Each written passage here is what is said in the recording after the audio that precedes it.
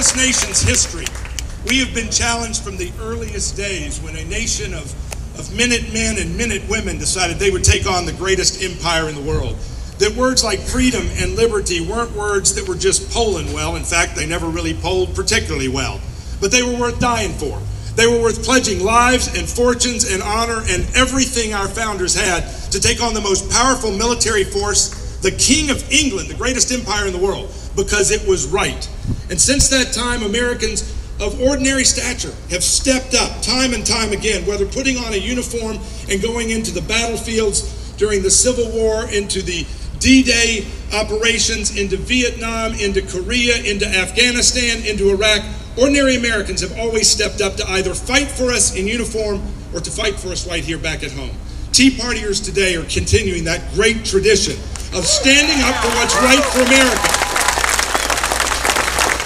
Sometimes historians only focus on the big names, the great names in history. But America's history is the little people that many times are unknown, who have made America's history great and our future something to look forward to. And what's happened is that time and time again, ordinary people have stepped up to say, this is our time, this is our duty to do what's right for our country, to step up and assume a bigger role. Again, whether it's running for city council or for Congress or for President of the United States. Herman Cain has made a fortune in his lifetime. He has taken companies that were struggling, Burger Kings that were among the worst in the country, and turned them around because he applied basic, common sense, God-fearing, capitalist American principles. And he has done with his work what he is now called upon to work for this nation. He could be retired. He's made good money with Godfather's Pizza. He has shown me that there is a life, if you can, after a career in talk radio, something to aspire to. You can be successful. But he could just be sitting home.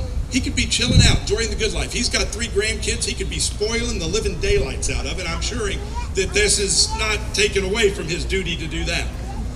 But he's decided to get up off the couch, to get up into the game again and offer his service to this nation when we need this kind of service most. I'm proud to call him a friend. And I hope that someday we may be able to call him President of the United States. Herman Cain.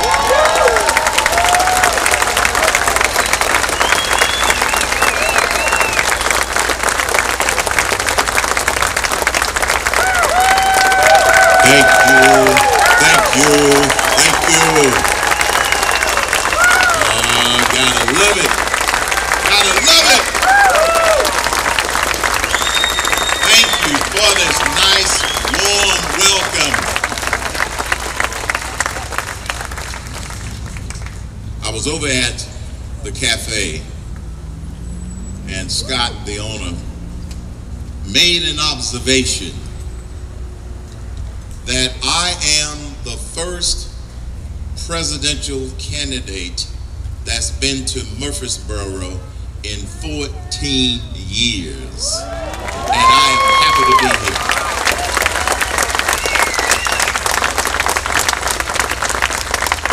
Write this down. In November 2012, you'll be able to say, the next president of the United States was in Murfreesboro.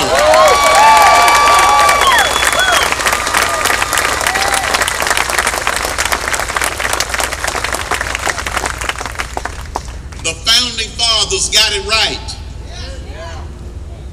They got it right when they said, we hold these truths to be self-evident, that all men are created equal, that they are endowed by their Creator. Endowed by their Creator, and I didn't leave it out, and I'll never leave it out.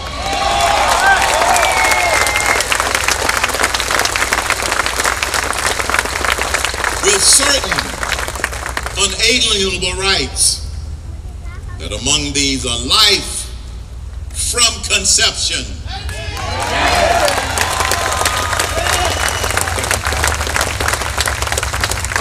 liberty based on the Constitution of the United States of America.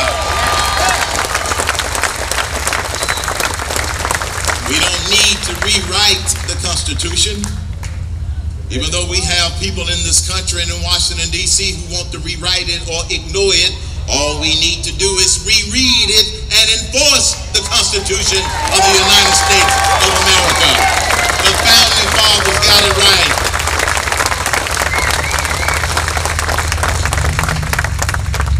And the pursuit of happiness. It didn't say anything about a guarantee. I don't remember seeing that we have in Washington, D.C. a Department of Happy. It said the pursuit of happiness, just like my parents and your parents pursued their American dreams. My father walked off of a farm in Arlington, Tennessee at the age of 18 with just the clothes on his back. This is not literally, figuratively. Just the clothes off his back.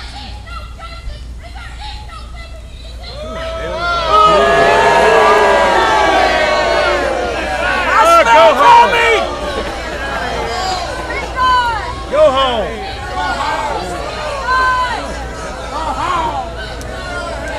Handle it, Herman. Get rid of her.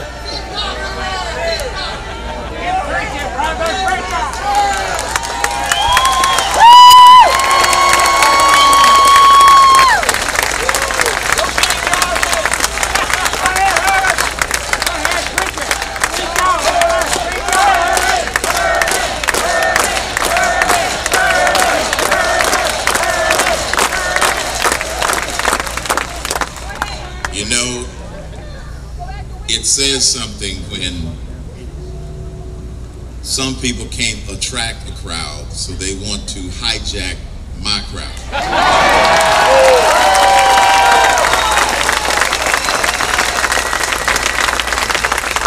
My father walked off of the farm at the age of 18 with just the clothes on his back to pursue his American dreams. And he achieved his American dreams. My mother also grew up on a small farm. They raised my brother and I in Atlanta, Georgia. And they had the dream of giving their sons a little bit better start in life than they had, just like your parents wanted to give you a little bit better start. And just like our parents, we want to give our grandchildren and our children the same kind of opportunity at the American dream that we had. But you and I know, many of you all are here for the same reason that I'm here. Many of you are working in your various organizations, Tea Party, the Republican Party, for the same reason that I'm running, because we needed to do something in order to take America back, because America is on the wrong track and we can put it back on the right track.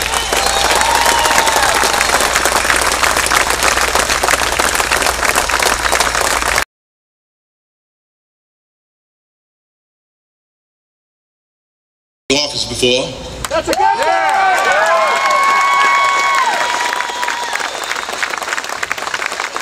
And I wear that with a badge of honor. I wear it with a badge of honor. Whenever I get asked by the skeptics, well, what makes you think that you can get elected president when you don't have a cajillion dollars? I want to correct Steve. I didn't make that much money with Godfathers. It was a little company. I only made a little bit of money. The skeptics want to say, because you don't have that high name ID, because you don't have a cajillion dollars, and because you never held public office, what makes you think that you can become president of the United States of America? And I say, here's why. You see, money isn't going to elect the next president of the United States. The people are going to elect the next president of the United States.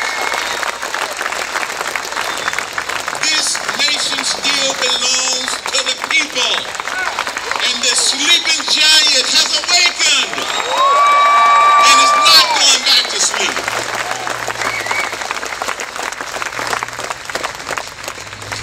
and it was only about 6 weeks ago that the major polls started to include me in the polls. They tried to ignore the dark horse candidate. They tried to ignore the guy who had never held public office because he can't be serious. And then when Gallup started including me in the polls, all of a sudden I shot up to the middle of the polls. And the skeptics were saying, well, who is Herman Cain? Where did this guy come from? It's real easy. I'm one of the people. And the people know that. The politicians, with all due respect, and the media, they are not going to select the next president of the United States of America. That's right. Because here's what's resonating with people when I talk about my common sense solutions. And I highlight the fact that what differentiates me from all of the other candidates running to get the Republican nomination. By the way, I am running to get the Republican nomination, not the Democrat nomination. I just thought that I'd point that out for anybody who wasn't quite sure yet. My background is primarily problem solving. That's what I have done for a business. Don't we have some problems in Washington, D.C. that need solving? When was the last time they fixed something in Washington, D.C.? Time's up. That's why I'm running. We need to fix stuff. We've got a moral crisis. We've got an economic crisis. We've got an entitlement spending crisis. We've got an energy crisis. We've got an immigration crisis. We've got a foggy foreign policy crisis. And the biggest crisis we have is a deficiency of leadership crisis in Washington, D.C.